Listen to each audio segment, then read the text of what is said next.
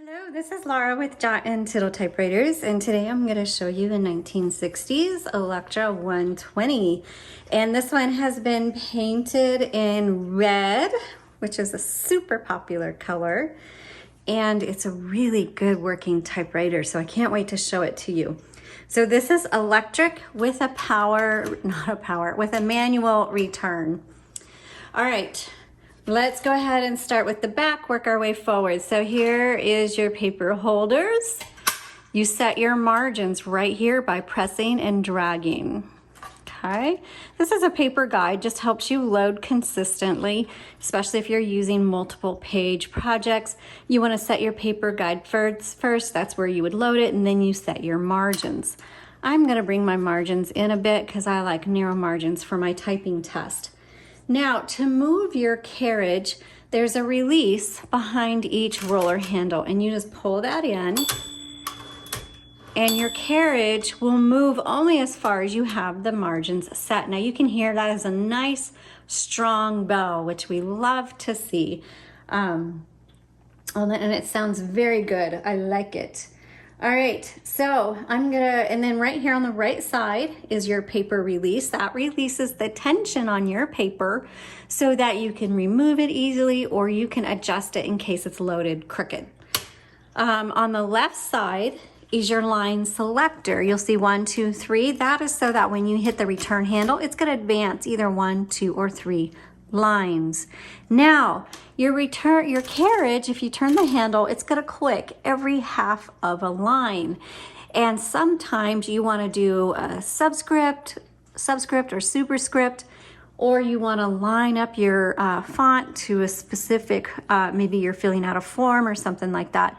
And the half line clicking is just not gonna cut it. And you're gonna try to reload the paper and it's a mess.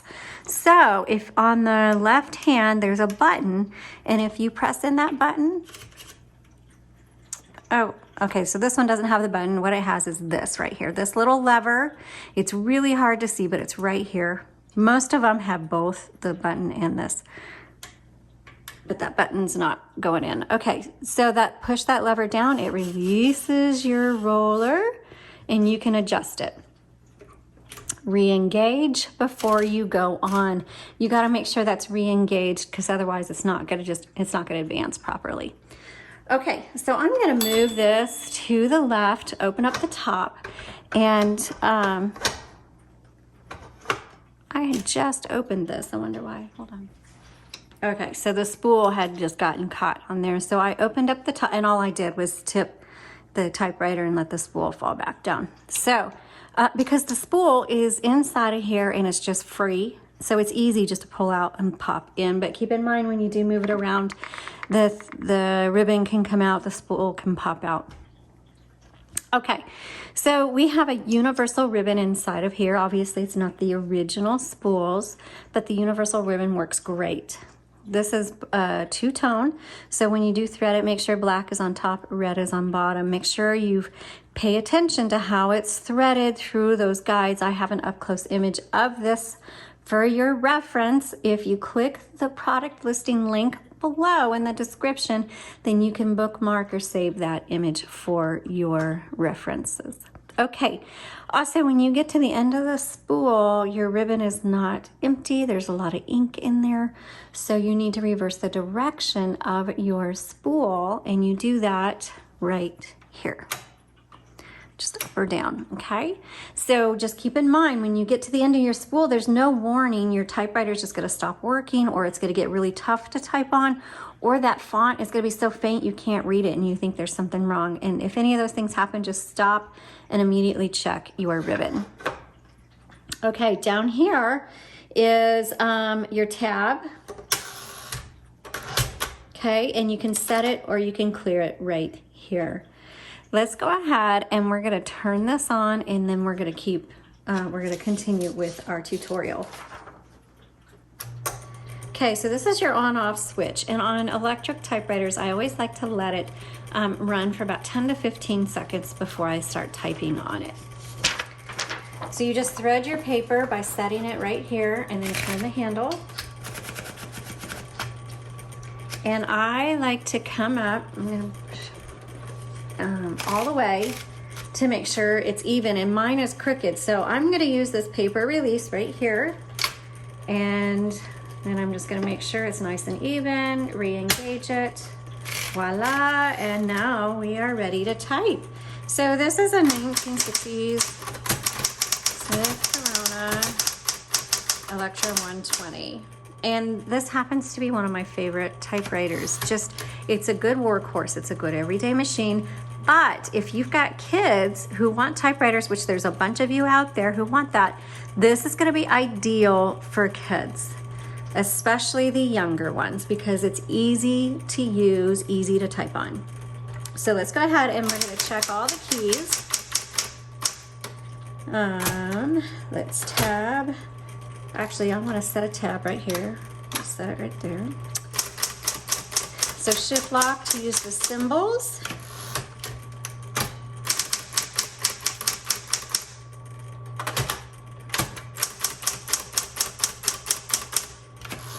So you're only going to use the tabs unless you want to create a column, which is kind of what I've done. You'll see I've got 2 columns here. That's where the tab comes in handy. If you're just typing, like I have my typewriter that I use for writing books and stuff, I never use the tab. So it's not absolutely necessary unless you plan on indenting your paragraphs or creating columns.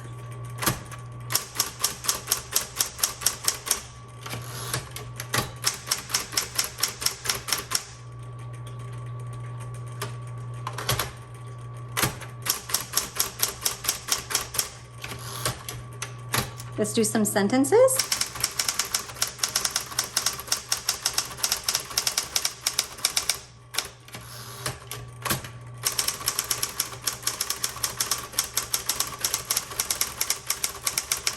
Okay, so now I'm going to change the color. So on the right side is your color selector. It's on black right now. Flip it down to red. Now, don't put it in the middle. The middle is going to do nothing. It's not going to work. So if it happens to get stuck in the middle and you're like, oh, my typewriter is not working, 2 things to check. Make sure your color selector is solidly on a color, and open up this top with the carriage over to the left and make sure, 1, that it's threaded properly, and 2, make sure you don't need to reverse the direction of your ribbon. Okay, let's go ahead and we're going to keep typing. Whoops, oh, let's try that again.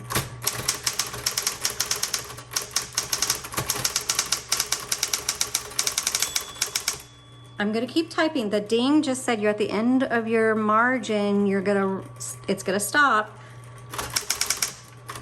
And here it is, it stops. So you're like, ah! So what you need to do, let's say you wanna finish that thought or that word, you hit margin release, MR.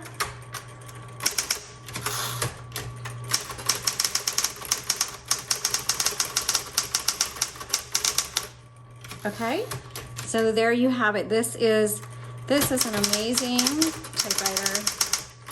So this is going to be great for active writers, long projects, schoolwork, crafts, papers, etc. Homeschoolers. You're gonna love this because it's awesome for kids, or just to have as an everyday machine. Okay, this is an excellent condition. I give this an A+. A+, baby. It looks great. It's beautiful. Here's your backspace. Backspace does not erase, but it just helps. If you do make a mistake, you just backspace and type over it, or you X out it, but it doesn't erase, but it is necessary. Also, this one has a half a space. The copy set, you don't need to worry about that. This just has to do with the tension of the bars hitting the paper. You can mess around with it, but it really doesn't do anything at all. So if you have specific comments or questions about this typewriter, leave them below. I'll get back to you as soon as I can. Otherwise, visit the links I have in the description and take a look at the photos that we have of this. I'll have an up-close photo of the font that you can take a look at. Thanks so much for watching. I sure appreciate all of you, and you all have a great day.